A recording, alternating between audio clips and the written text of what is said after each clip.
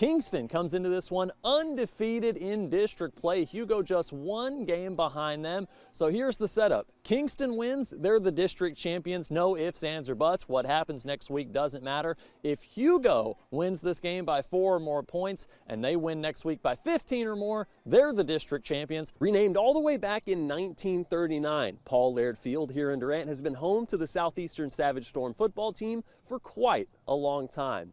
But after a lot of winning football, including 17 conference championships, they say it's time for an upgrade. Well, Saturday night, history will be made as the area's new pro soccer team, Texoma FC, is set to take the field at Bearcat Stadium in Sherman for their first game. The excitement is palpable, and today I spoke with the head coach, team captain, mayors from Sherman, Denison, and more about what this team and this moment means to Texoma. So these guys have already run for 50 miles so far. They got a few more hours left. So I thought I'd do them a favor and take the lead on this one. Thank you very much. Now, Medill has kind of owned this rivalry since about the 80s. They've won 31 of the last 42 in this matchup, but Kingston with a big overtime win last year. They got that game 35-34. So the question for tonight is, would Kingston build on that momentum, or would Medill get back to their winning ways? Let's find out and take a look at the highlights. Sulphur, Oklahoma is a strong town. I just feel like we're a community of really tough people that have each other's back, believe in one another, and are always there for one another. That strength was tested. Back in April, an EF3 tornado tore through the heart of town, killing one person, injuring 30 others, and shredding about 15 blocks of downtown. Seeing the devastation firsthand was unbelievable. I'd been up and down that street. I'd worked my entire life on that street, in Muscogee Street, and it's essentially gone. We had kids in our team that lost everything, lost their homes, and were displaced. You know, we were lucky that there wasn't more people get hurt or get killed. Underneath all the rubble, it would have been easier to stay down, but not Sulphur. There's people everywhere all over Sulphur picking the pieces up, trying to help people, trying to take care of people. We've seen people from all over the county into Sulphur because they know how special this community is. And even now, a full 7 months after that tornado hit, there's still a lot of work to be done. But for at least one night a week, that's not what everyone is thinking about. The community has absolutely rallied around the team. You can see it every Friday night. It's just amazing. The hope that we knew we had is coming through. Our community was reeling, you know, and it's like, and it's just a football game, but in Sulphur it's not just a football game. Sulphur's always rallied, you know, around anything, not just football, but you know, this year, this is a special group of kids. Special they are. After losing their first game, the Bulldogs rattled off 12 straight wins with an average margin of victory near 50 points. And now they're one win away from their first state title in 20 years. I can tell you one thing, they're going to play hard, they're going to give everything they have, and they're going to do it the right way. For everything that our community has been through, this one would definitely be a little bit more special. The community won't quit. The town won't quit. The football team will not quit. It's a testament to these players and coaches and what they were able to do for this community. And for a group of seniors who started playing under the late and legendary coach Jim Dixon, well, they're still playing for him too. One thing about Coach Dixon, he wasn't wrong too many times, and he was right, and they are. It's a special group. I just wish Dad was been able to be here to see this team and the way he loved not only Sulphur, but loved the football program, and I think that would have been a really neat thing. For Coach Dixon, for each other, and perhaps mostly for the town. All that's left to do is win. Without the perseverance and the patience and the support of the local community in Grayson County, this track would not still be here. Half a century later, it still is. And this weekend, the Grayson County Speedway is celebrating its 50th anniversary. Grayson's always been my home track. We've ventured off. We've raced up Panhandle, Oklahoma, Louisiana, but we always come back to Grayson. They've always said if you can win at Grayson County Speedway, you can win anywhere. So I've always held that to the most high standard I can. To come to the track and run it every 7 days and to do that for 50 years is just mind-blowing.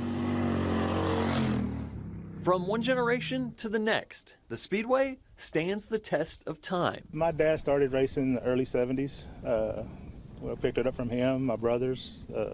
Now my granddaughter races with me now. Just been in the family our whole lives. I was 2 weeks old first time I was at a racetrack. I started last year in go-karts, and I've just been around it for a while, so I just wanted to get one of these. It really is a family affair from the front gate to the back gate. Everybody here is part of a team, racers, the fans. And if you like the sound of this, there's plenty more where that came from this weekend.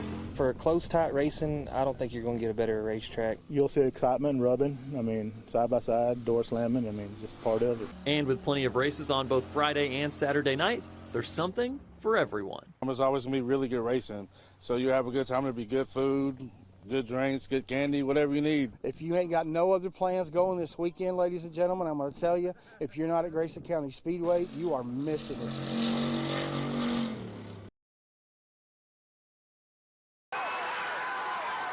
40 years ago, Denison became a city of champions. It was just magical. I've called it the miracle on Myrick Street a lot because it was so incredible, it was so unexpected, and everybody in town, every week was like something out of a movie. My wife was a cheerleader, and we were seniors together, and that whole semester turned into one big celebration and focus on football for the whole town. The week of the championship, our Monday practice was unlike anything I've ever experienced in my life and ever since. That was just so crisp, so focused, and you could just see from our football team that they were going to play great. 16 wins, 0 losses. The Yellow Jackets beat Tomball 27-13 to claim the title. Eric, you're a junior.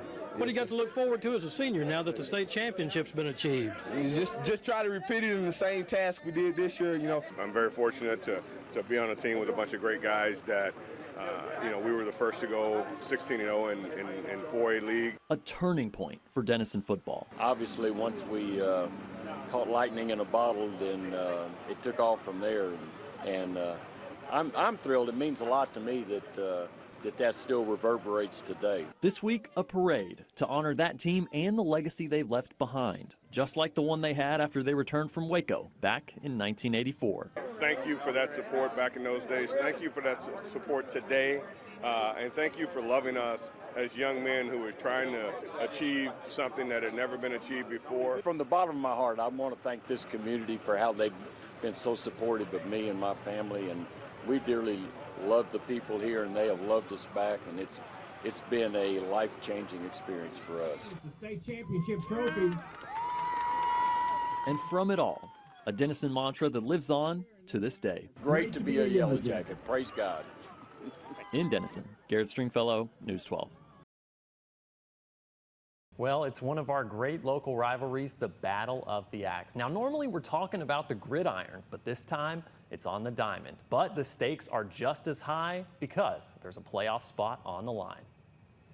The Denison Yellow Jackets travel to Sherman to battle with the Bearcats. Sherman balling early behind the plate. Paxton Samuelson slices this one into center. Dalton Hard going to stroll on home as Sherman strikes first. Then later in the inning, Bearcats bring in more. Cooper Morgan sends a bouncing ball up the middle, bringing in Samuelson on the RBI. Cats up 2 at that point. Denison dueling back from the bump, though. Zayden Johnson going to sit down a couple of batters with the strikeouts. Jackets trying to slow down the attack, but Sherman on another level in this one. Anthony Zamora drops one into shallow center. Elijah Newton comes in safely on the RBI, and the Bearcats secure the final postseason berth for their district with a 7-0 win over Denison, ending a great season for the Jackets while Sherman stays alive to see the playoffs.